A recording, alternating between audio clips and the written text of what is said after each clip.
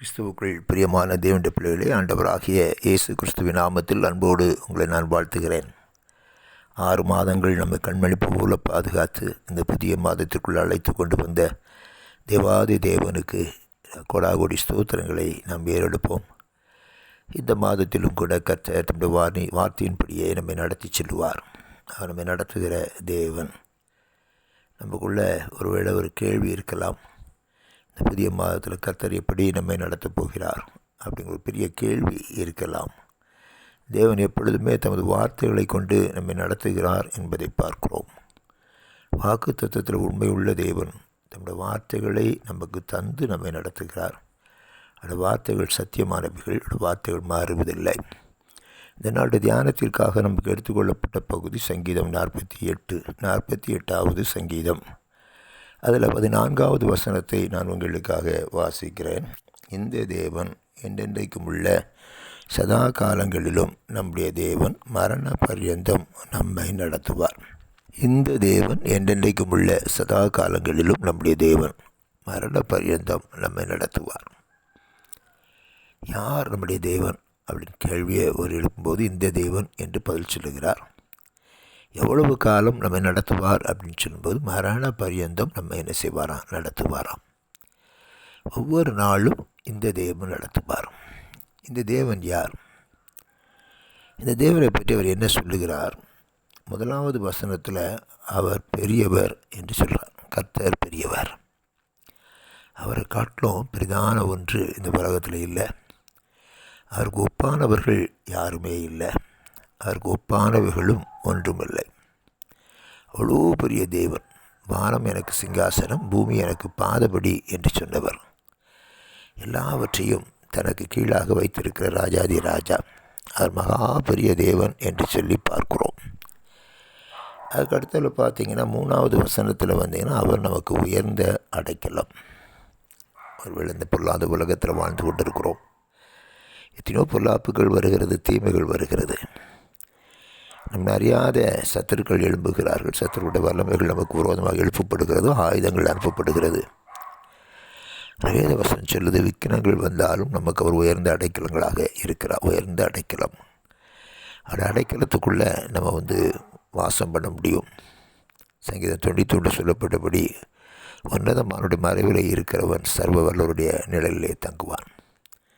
பொல்லாப்பவனுக்கு நேரிடாது, வாதேவன் கூடாரத்தை அணுகாது.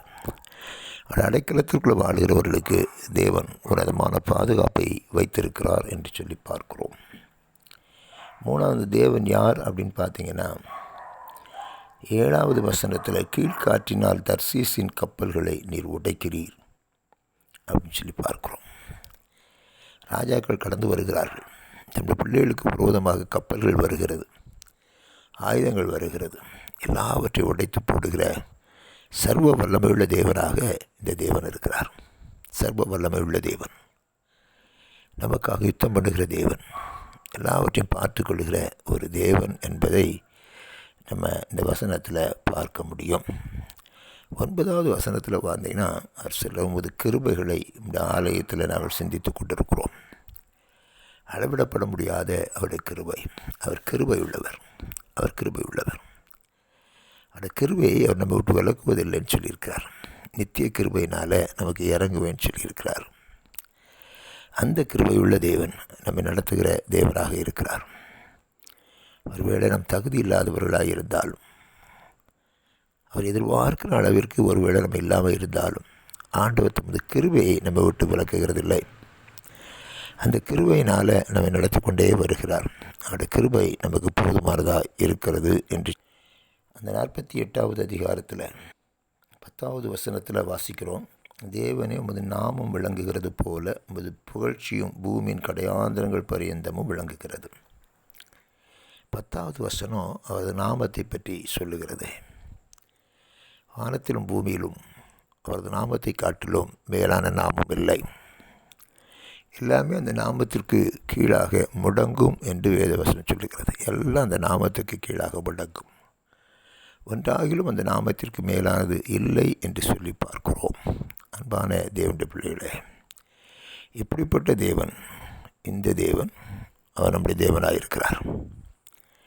என்றென்றைக்கும் உள்ள சதா காலங்களிலும், ஒரு நாள் மட்டுமல்ல, 2 நாள் மட்டுமல்ல, சதா காலங்களிலும் நம்ம வாழுகிற காலமெல்லாம், நம்முடைய ஜீவ காலமெல்லாம் அவரே நமக்கு தேவனாக என்ன செய்கிறார், இருக்கிறார். அவர் நம்மை மரண பரியந்தம் நடத்துவார் என்று வேதவசனம் சொல்லுகிறது.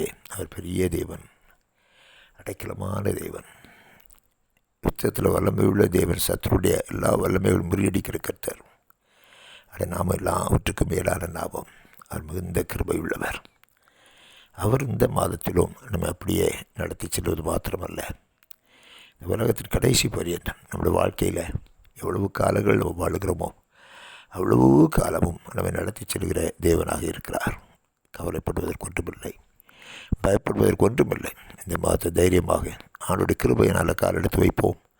கர்த்தர் நமக்கு முன் செல்லுவார், மகிமையான காரியங்கள் வாழ்க்கையில் செய்வார், நம்மை ஆசீர்வதிப்பார். அவருடைய கிருபைகளை தேவன் நமக்கு தருவாராக. ஆமென்.